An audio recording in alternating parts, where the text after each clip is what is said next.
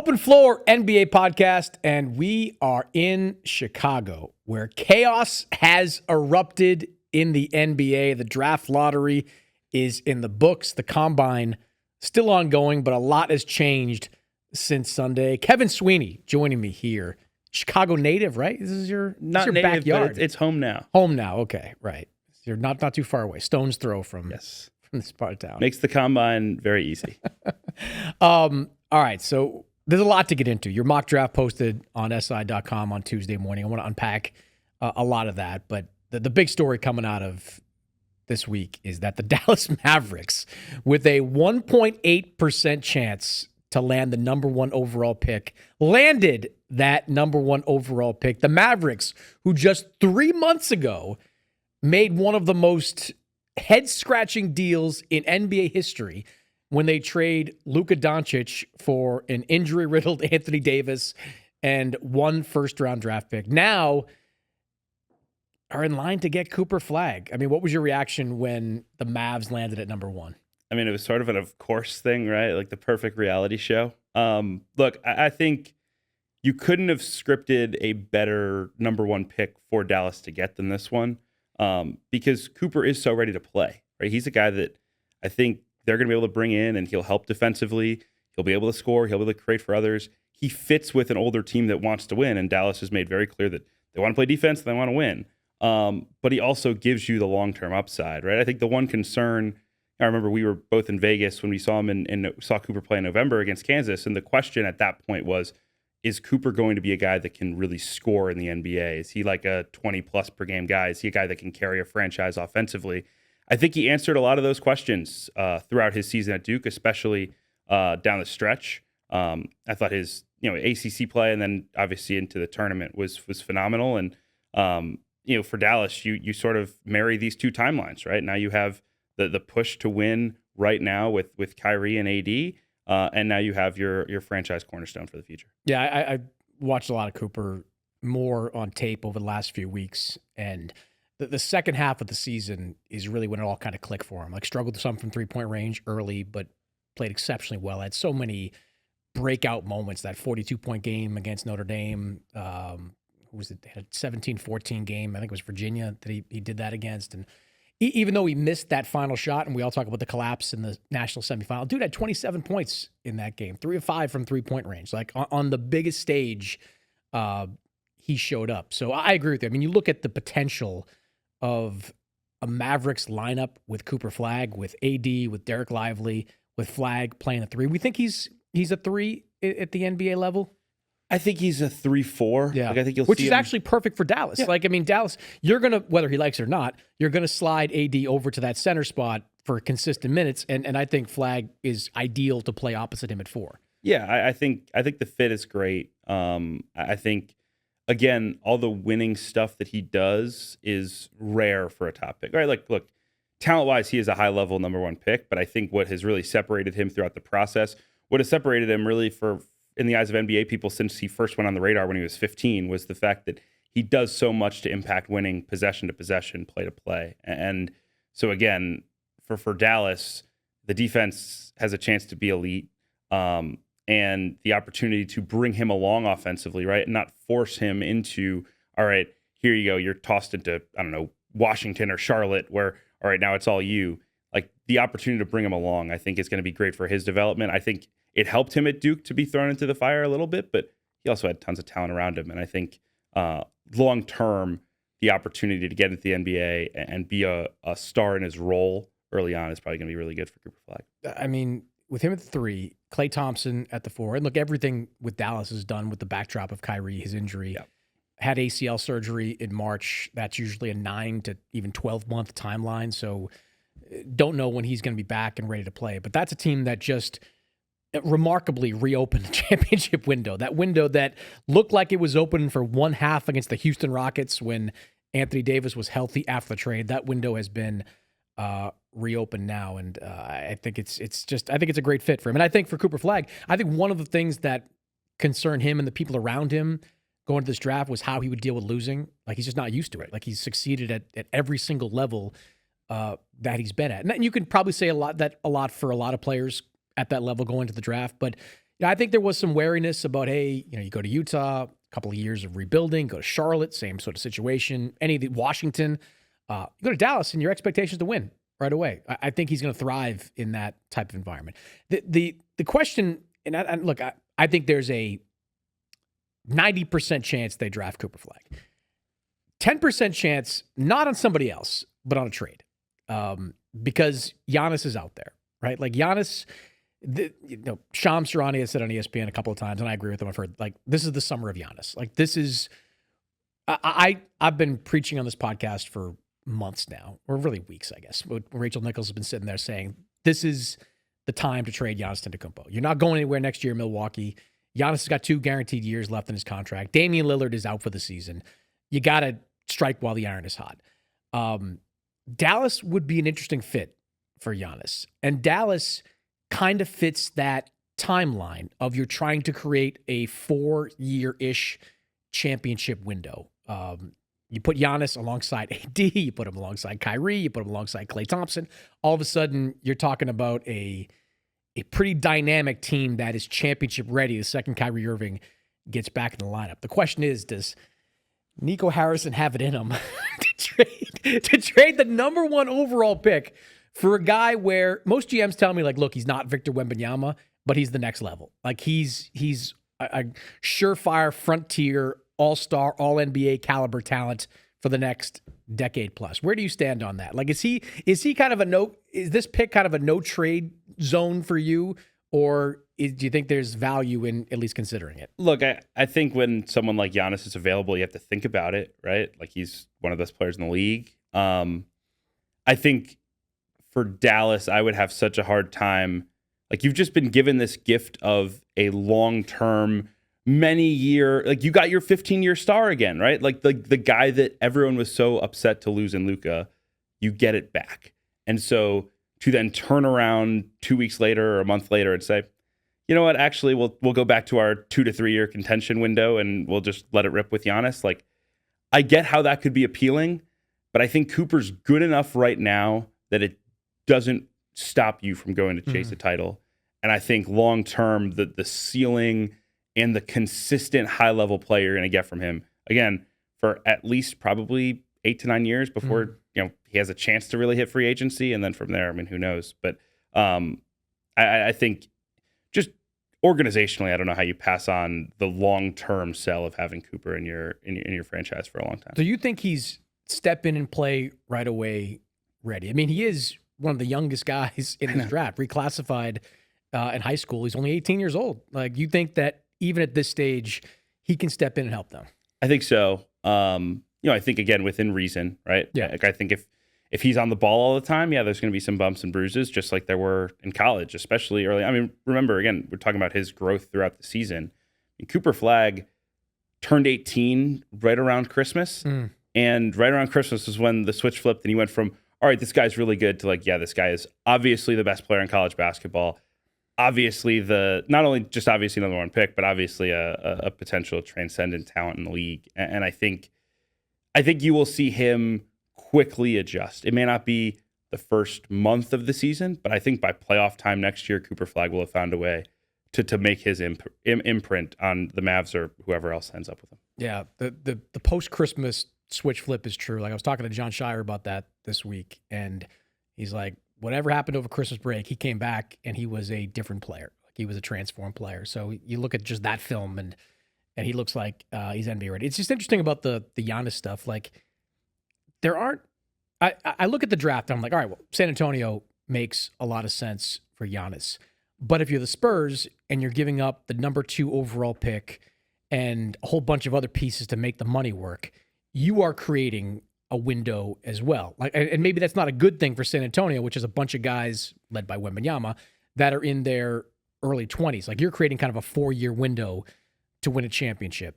Same thing could probably be said for Houston, which is, can they hold on to Amen Thompson in a potential Giannis deal? So, I mean, Oklahoma City, same thing. Like, you could deal Jalen Williams, but you're committing 35% of your salary cap to Giannis Antetokounmpo. So it's certainly challenging out there. But I think it's interesting. I think my read on Giannis is like there's a 85% chance he gets traded. Like, I just think this is the year. that he gets traded. Although I'm not sure quite yet who the true front runner is on that. But let's talk about the next couple of picks, because I think it is interesting there. San Antonio lands at number 2. Nobody has better luck with the lottery than the San Antonio Spurs. They were actually my pick to get the number 1 overall pick. I thought they'd strike gold yet again. But number 2 is not a bad consolation prize. So they're sitting there, all this young talent. Victor Wembanyama headlining it. De'Aaron Fox traded over. Your mock draft has Dylan Harper at number 2, and you feel pretty comfortable that he is the second best player in this draft. My question is, does he fit on that Spurs roster? Because they just drafted Stephen Castle, top rookie in this past year's class. Does he make sense alongside Castle? Do their skills overlap? How do you see it? Yeah, I mean, both Castle and Fox, like, if you were scripting out how to fit Harper in, it does get tight, right? I mean, Dylan does need the ball, I think. Like, he's an okay catch and shoot guy, but I do think his ceiling, and the reason you're drafting him at number 2 is that you believe he's like a high-level primary ball handler in the NBA. And if you have Fox and you have Castle, who's already like the secondary guy and a shaky-ish shooter still, Castle still, getting there from 3, like, it's not a great fit. And that does set the table, again, potentially for a Giannis trade or something like that, right? Like, I could also see San Antonio just go asset maximization mode. Like, let's go back a couple picks if someone really loves Dylan, right? There's a few options here, but I thought for now at least, San Antonio is not in a position to turn down the second best player in the draft because the fit isn't great. I also just don't think the fit is amazing with an Ace Bailey or a VJ Edgecombe either, right? Those are probably the 2 other options. I mean, Ace is the big talent swing, but do you want like a really young 200-pound skinny wing who's going to take a bunch of mid-range jumpers? And like the question with him is he ready to win? All right, well, if you have Wembanyama right now, like, this is the window, right? This is the chance to go win. He's never going to be cheaper than this, right? So I do think there's a lot to be said if you're San Antonio for, again, just taking Dylan if he's the best player and figuring it out. But I also think that it's ripe for trades at 2 because the fit is just not smooth with Fox and with Castle. So like Flagg is a no trade pick, at least in terms of trading down. But you think that it's not a huge, is it a huge risk to trade out at number 2 and pass on a Dylan Harper? I think it's risky in that I think he has a chance to be an all-star down the line. I don't know if it's risky for where the Spurs are or not. I think it's tolerable for where the Spurs are, just because I think, again, the operative thing right now is how do we maximize the time we have with Victor? And I think right now, if ideally that would be to go get older guys that can help you win. I'm not convinced that Dylan's coming in and immediately changing their team. I think down the line, maybe he is, but I don't know how down the line you really want to be thinking right now if you're San Antonio, especially because you do have other good young pieces. Steph Castle had a great year. All right, so Philadelphia now sitting there at number 3, and being in the drawing room, there were a lot of people, I think, that were rooting against the 76ers to land inside that top 3. I don't think anyone was eager to reward the Sixers for the kind of season they had, the kind of team they had, but they land at number 3, which is a huge win for Daryl Morey. Not only does he get a top 3 pick, he has to keep his pick. I mean, Sam Presti of Oklahoma City was in that room, not with a seat on the dais, sitting with the media, because if that pick landed outside the top 6, the Thunder would have had another pick. They get the top 4 protected pick from the 76ers next year. You like VJ Edgecombe in that pick. What do you like about him? He's a dynamic slashing guard, plays with a ton of athleticism, and like there are guys that are freakishly athletic that you don't feel it when they play. Like VJ's speed, his explosiveness, like you feel it every time you watch him. I also think he probably is the more game ready selection. Again, if you're Philly and you're not tearing this thing down and you're going to go, let's push and compete in the East. Like, I'm not 100% sure Ace Bailey is the guy to get you there. I love Ace. Like I went and saw him in the fall at Rutgers in practice, and you're just wowed, right? And if you're Philly and you have an opportunity to get a guy like that and roll the dice, maybe you do it, right? Maybe you say, all right, we gotta merge some timelines here and take the young guy and hope that he hits, right? But I'm not 100% sure if I'm Philly and I'm wedded to winning right now that I can go with Ace. And I think Edgecombe is the next best option because I think he's a little more game ready. I think he brings stuff defensively right away. I think he fits well with Tyrese Maxey, which is obviously something they'll be looking for. So I think those are the two names you'll hear the most at that spot. Where are the questions with Bailey? Because being in Chicago the last couple of days, he's a guy whose name comes up a lot with, I don't want to say red flags because he's going to be a top 5 pick, but like questions surrounding him. Like coming into the draft, it was kind of like, all right, Cooper Flagg's at number 1. The 2 Rutgers kids are probably going to go 2 and 3. But as I've had conversations with team executives, that there are far more questions about Ace Bailey than there are Dylan Harper. Where are those questions stemming from? Ace Bailey is an otherworldly shot maker. Like the shots he makes, he's like jab stepping and taking these like step back 18-footers and he's making them. He has elite touch. He's an elite shooter. But that has covered for a lot of flaws in his game, and it's also covered for the fact that he has not played at quite as high a level as some of these other guys. Like he didn't play UIBL. He was off circuit. His high school team was bad. He goes to Rutgers. They're bad, right? Like he has not been in the winning environments that I think NBA teams want. There's questions very similar to Brandon Miller a couple years ago about his ability to get to the rim, right? Is he just a guy who's going to try to shoot over people all day? Is that an efficient basketball player? Is that someone we can build our franchise around? I think the comparisons to guys like Miller and Michael Porter Jr. are probably more apt than the Durant ones, which, again, when you watch him work out and you see him one on zero, it's like, man, this guy has something that other guys don't. And I mean, I think it was like February 1st, they played at Northwestern. This was a really bad college basketball game, but Ace was ridiculous. And you're sitting there like, how is this guy not the number 2 pick? How is he not the number 1 pick in other drafts? But I think, again, depending on who you are as a franchise, your tolerance for the risk that comes with Ace is probably different. And I think, if I was his camp, I wouldn't be thrilled that San Antonio and Philly, who are the 2 teams that probably want to win the most out of the bad teams in this draft, that they land 2 and 3. Yeah, you've got 3 teams, the top 3 teams all want to win next year on different levels. Mavericks probably thinking, let's get to a conference finals. If Kyrie's healthy, let's win a championship. The Spurs want to make the playoffs. Philadelphia wants to win a championship. It's which brings up another off-topic point. Like, does the NBA need to change this lottery system, right? Like, falling inside that top 4, it gives you a 14% chance of a top 3, I guess, winning of getting the number 1 overall pick. That's not a huge number. Like, that's not a big number. And I get that the NBA wants to curb tanking, but those 14% odds didn't stop Utah from mailing it in, didn't stop Charlotte from mailing it in.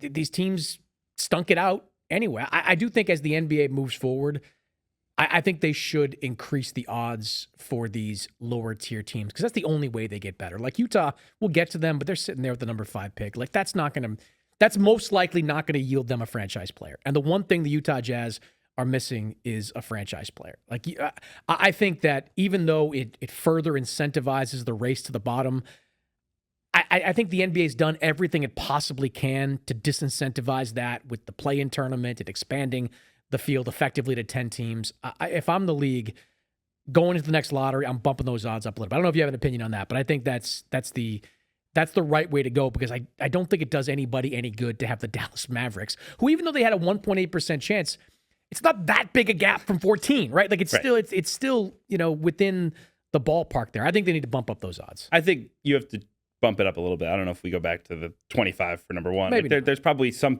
middle ground you could find, but I do think, again, the problem is if you go into this tanking spiral and then you don't win the lottery the way that Utah hasn't or Washington hasn't, like, what's the path out, right? And it's easy to say, and I wrote this, I think, with Washington, like, all right, you could go draft Trey Johnson and then gear up again to tank again in 2026 and hope you get AJ Devonsa or Cam Boozer or Darren Peterson. Like it's a great 26 class. Yeah, but if you were in one of those organizations this week in Chicago, like how miserable must you have been last night? Just like, all right, I guess we're gearing up for another year of this, and I can tell you, like in the drawing room, like their representatives were miserable, like just sitting there watching, and you can tell, like for a little bit of insight into this room, like when the balls come out, the higher, if some of those higher numbers pop out, that I believe almost always means a good team is going to wind up with that pick. So you saw the first numbers come out. 3 of them were 10 or over. You're thinking like somebody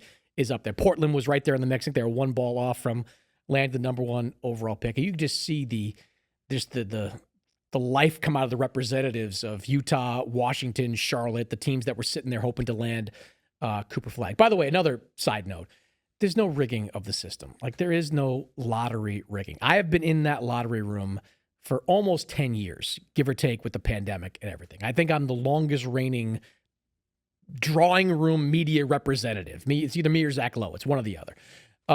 There is no way that you can rig the lottery. It's just impossible. Like, the steps that the NBA takes to eliminate these frozen envelope conspiracy theories, and I'm not old enough to remember if that could have been plausible or not, but I'm telling you, there is no rigging of this ping pong ball system. There's 14 balls in a giant water jug. They get the air gets blown up where 1 ball comes out 1 at a time every 10 seconds. The guy that's raising his hand to signal that another ball should come out has his back to the machine. Like, everything they're doing is to ensure transparency there. So while it's crazy that the Dallas Mavericks get the number 1 overall pick, and I get the conspiracy theories that are out there, thank you for sending Luka to the Lakers, here's the number 1 pick for your troubles, that is not, in actuality, facts. But I do think, to go back to the point of the lottery, 20% maybe, you bump the odds up a little bit to give these teams like Dallas, like Washington, like Charlotte, I mean, maybe not Charlotte, they've got maybe 2 franchise players, but like teams like that a chance to land that guy. All right, back to Ace Bailey. You didn't have him falling very far. You've got him at number 4, going to Charlotte, which, when I look at the Hornets, I see Brandon Miller, I see Ace Bailey, I see 2 guys that maybe kind of do the same things. How much overlap is there, and why do you think he's the right fit for the Hornets? Well, I think if you're the Hornets at 4 and he falls to you talent-wise, you have to do it, right? Especially because, again, like, I'm not sure you're drafting like a Jeremiah Fears or one of these point guards. You have LaMelo. You could argue maybe Trey Johnson gets in that mix as like a shooter-scorer. But I think with where Charlotte is and where Charlotte has been, you just got to go get the best player and the best talent, right? Because Brandon Miller hasn't been healthy, was hurt this year. Like, you just got to go get good players and hope things work out. Ace is a top 3 talent in this draft, no question about that. I think if you're Charlotte, you'll live with the highs and lows. Yes, he's bad defensively. Yes, he doesn't really pass, but like, man, the shot making is something else. You know who is hoping that you're wrong is Utah. I think Utah would love to get their hands on Ace Bailey. Like, I mean, you've got Jeremiah Fears going there. If the Jazz draft Jeremiah Fears, not to say you're wrong, that's not going to be a popular pick in Utah because they already have Keontae George, who has turned into a pretty good player, Isaiah Collier, who is turning into a decent player. You draft an 18-year-old point guard at a position that's not one of need. I don't know if Jazz fans are passionate enough to revolt on draft night, but I don't think Danny Ainge and Justin Zanuck are going to be enormously popular in Utah. Is that just best player on the board for the Jazz, or do you see something else? Yeah, I think best player on the board. I think, Collier and George also had the benefit of playing a lot of minutes in really bad games on really bad teams, right? And they put up numbers and early on. I think Fears is a different level of prospect. And I think, again, if you're Utah, you're still in asset gathering mode. And I think that Jeremiah Fears would certainly be a really good asset. Again, you could argue, you could go after Trey Johnson, who I had going 6th to Washington. He would be, again, he's probably more of a 2 guard, but doesn't necessarily solve all your problems. He is a big time scorer, though. Probably a little more exciting than Fears. If I was a fan of a team. But you're 100% right. Like, if Utah can find a way, and whether that's moving up a spot or 2, whether that's just hoping that people really worry that Ace Bailey's only 6'7.5" without shoes. That was a huge conversation apparently. But whatever it takes, like, Ace is the type of guy that Utah could at least come out of this draft feeling good about, right? All right, we've got this big talent swing, and we're still probably going to be bad next year, and we can still go chase an A.J. DeBonsa, who's been going to be in their backyard at BYU. That's been talked about for quite some time. If it's not him, okay, maybe it's Cam Boozer or Darren Peterson. This is a strong top to 2026. I know it's annoying to look ahead already, but I'm sure it's a conversation point already in NBA team conversations as well as planning for the future. And that 26 class has been circled for a bit. So it can't be considered a hot take, but Utah's got to move up They can't draft Jeremiah Fears. They can't do it. Ryan Smith was out there over the last week doing dozens of interviews, it seemed like. He's on all the major outlets. And he said over and over again, like he pointed out, we've got the assets to make a deal. We can do some things. Now it's time to put your money where your mouth is. You've got to take a big swing if you're the Jazz. Jeremiah Fears could turn out to be the next Chris Paul. I don't know. But it doesn't make sense for them to draft at 5 and protect all these assets that they have for the future, like 12, 13 first-round picks, whatever they have over the next 5 or 6 years.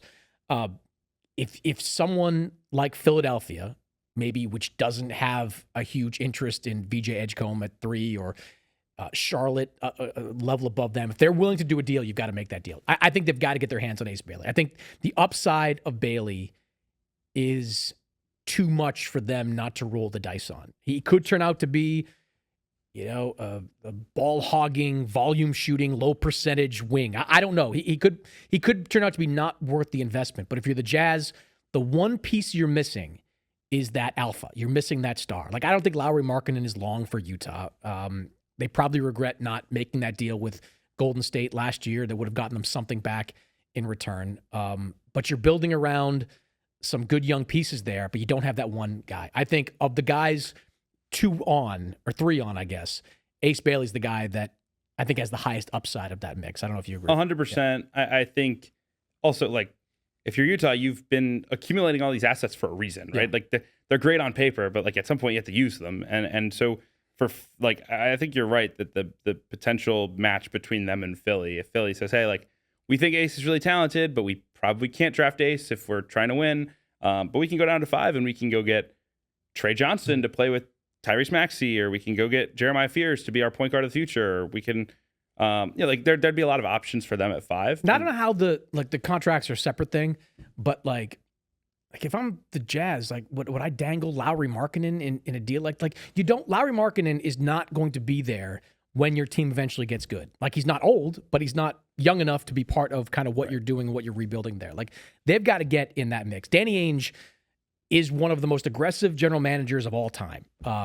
Often it's the reverse. Often he's trying to, accumulate those assets and he's able to take advantage of some people. But he's now in a position where I think you can't draft a Jeremiah Fears or an Edgecombe or any of the guys other than Ace Bailey that are in that mix. You've got to take a swing to get a potential superstar on your team. And Ace Bailey, to me, is that guy. Well, if nothing else, right? Like, unless the lottery odds are changing, you can't assume that next year it's going to be different, right? Like, ideally it would be. Ideally, you could say, all right, like, we like Trey Johnson enough, we like Fears enough, we like Kasparas Akasionis enough, and we can go push all our eggs into the DeBonsa basket or the Peterson basket. But I mean, how could you? I mean, Insanity's doing the same thing over and over again, right? Like, how could you go back and say, all right, we're going to hope that next year in Chicago the lottery balls bounce our way? You just can't do that if you're Utah. Yeah. All right. We don't need to go down team by team, but I want to look at some of the interesting names that I flagged and I've talked to people about over the last couple of weeks. Con Kneppel with Duke.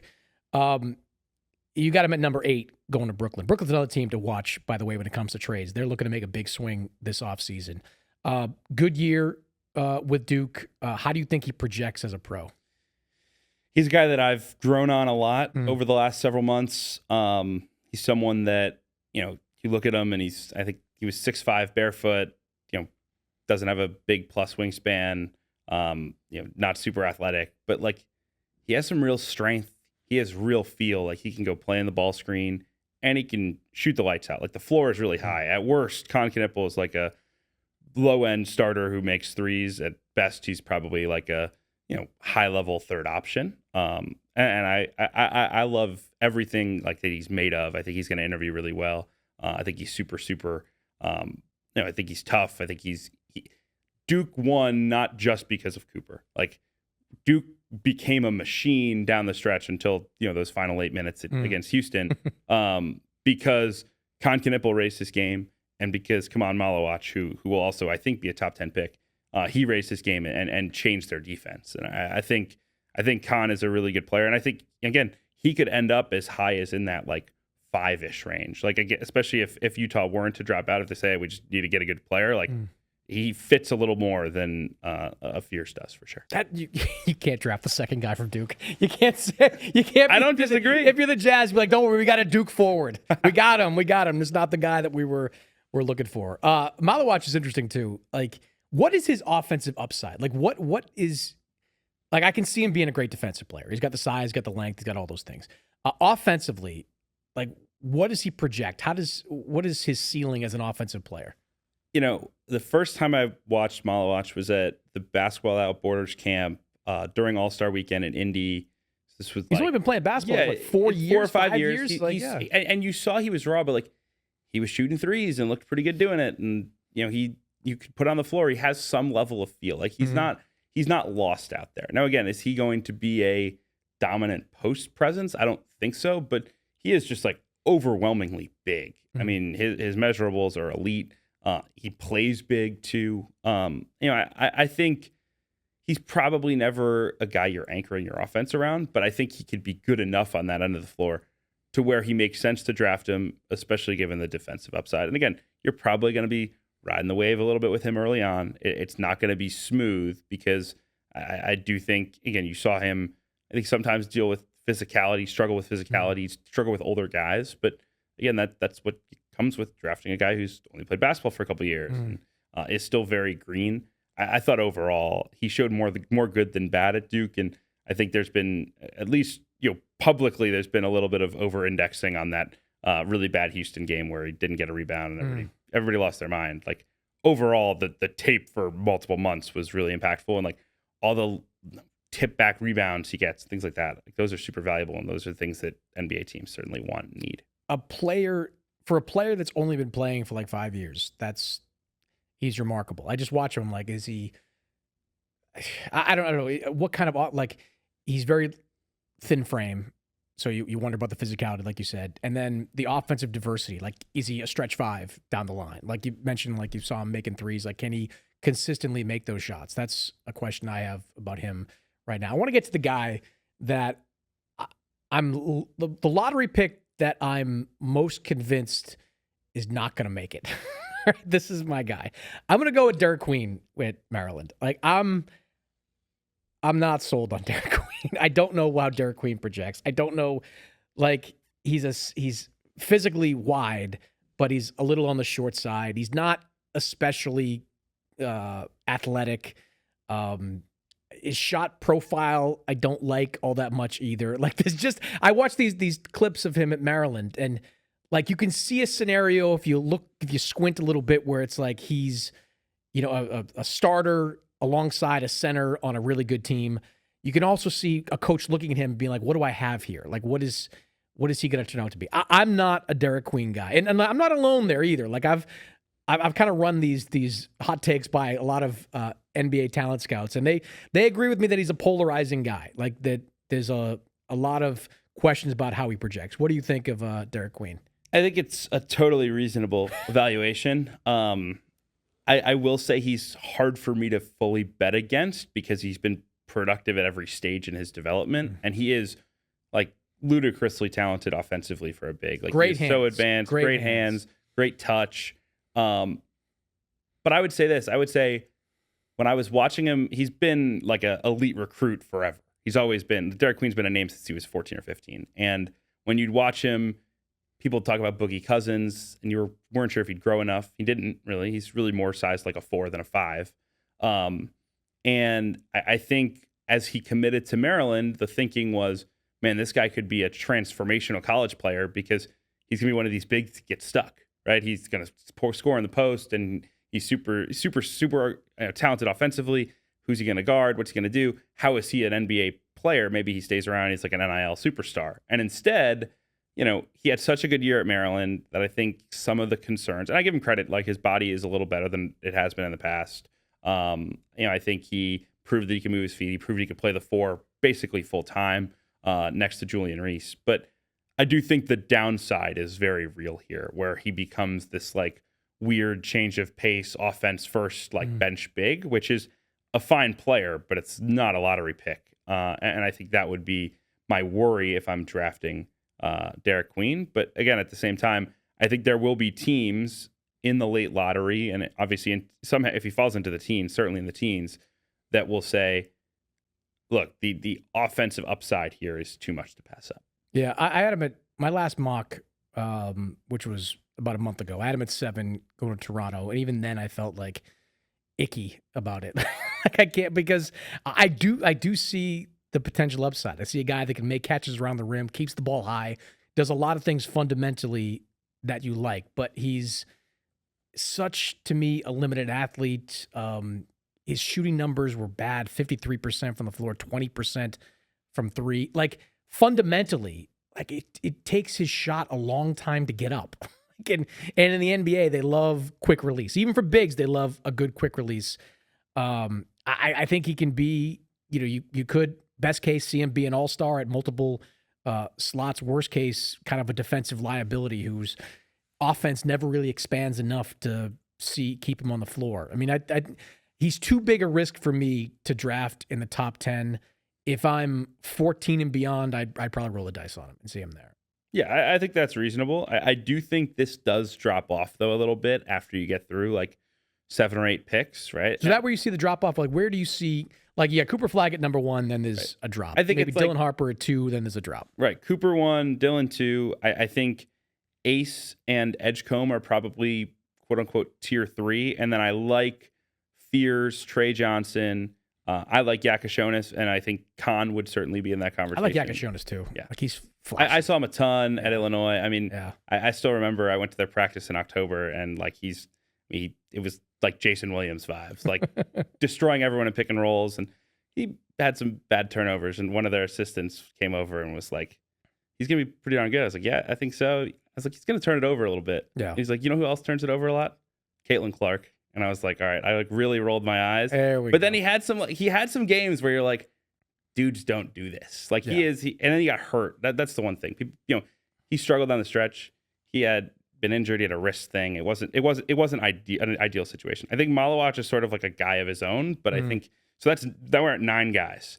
So you get to 10, and it's all flawed guys. Like, are you drafting Colin Murray Boyles, who's a 6'6" non-shooting power forward? Are you drafting Yegor Demon, who's like super talented, but questions about his shot? Is it Queen? There will be talk about like Jace Richardson, who's 6'1" shooting guard.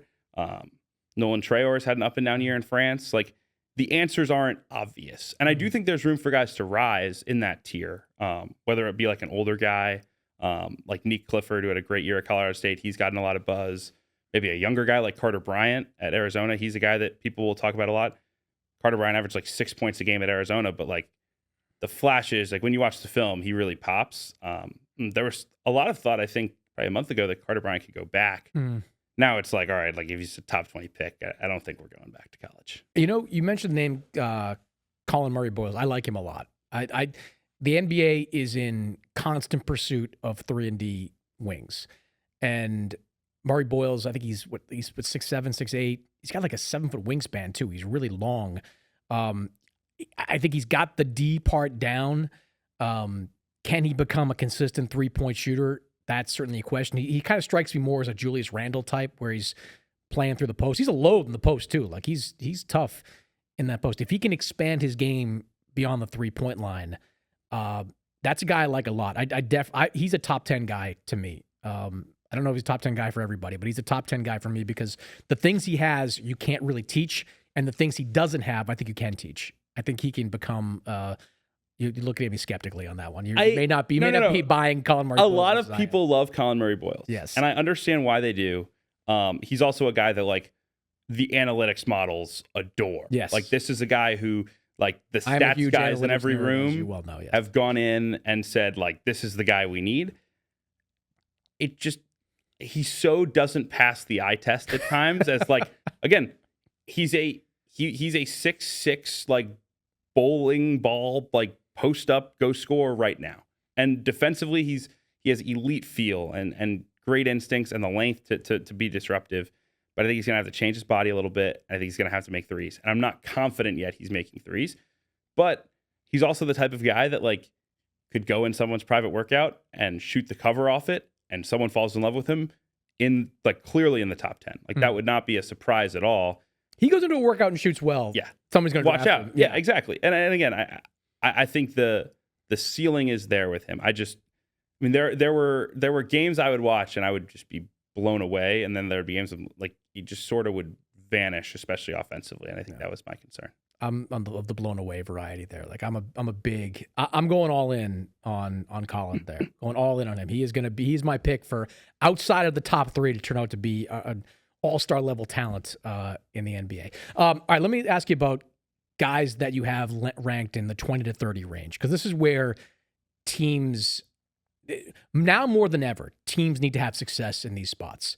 Like, we've been talking at the top of the show about Milwaukee and why they're now in a position where they have to trade Giannis. Well, part of that is because they have not hit on these mid to late first round picks over the last few years, because they haven't replenished the talent. Like, Oklahoma City is in the position they're in right now, mostly because of Shea, partly because of Chet, but also Jalen Williams was the 12th overall pick out of Santa Clara, right? Like, they hit. You got to hit on these picks, maybe now more than ever in the new salary cap era of the NBA. 20 to 30, give me the guy that maybe you're most excited about, who 2 years from now, we're sitting here saying, like, that is the guy that panned out. I'll give you one younger guy and one older guy. Okay. The younger guy is Thomas Sorber from Georgetown. Was like a 7'6" plus wingspan. At times, like, he was a top 40 recruit. Again, a guy that I think some people thought was maybe like a multi-year college guy. He just exploded. He protects the rim. He's got good hands, got good touch. He got hurt, broke his foot towards the end of the year. Be interesting to see what teams can actually do with him, what the medicals look like. But he would be a guy that, if I was in the early 20s, I would be promising him and making sure he stays in this draft, because there is at least a door open for him to go back. An older guy I really like is Yaxel Lendeborg. He's at UAB. He's committed to go to Michigan next year.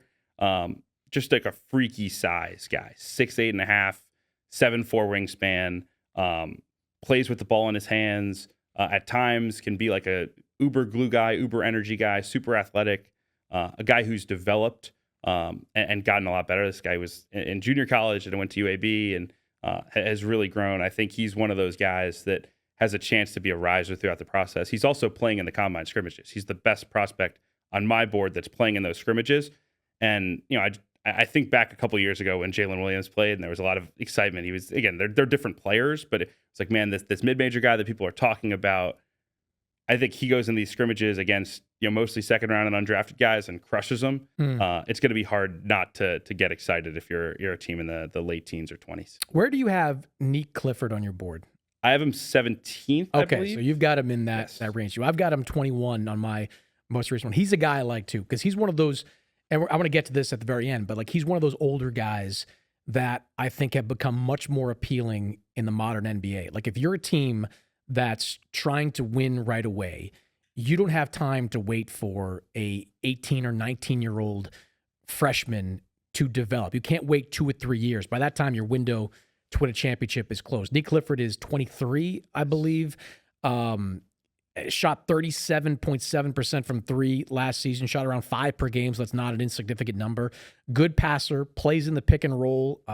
He's got size, got decent footwork from what I can see. Watched that tournament game where he had 21, 7, and 6 against Maryland. And we all know we kind of overrate the tournament sometimes. You talked about the Duke kids, and how they played out. I like him a lot if he winds up in that bottom third there. I think he's NBA ready for a team that's looking for a guy to be the 7th or 8th man in the rotation. Yeah, there's been a lot of good feedback from what I've been told with him. Again, as you said, like the experience factor is huge.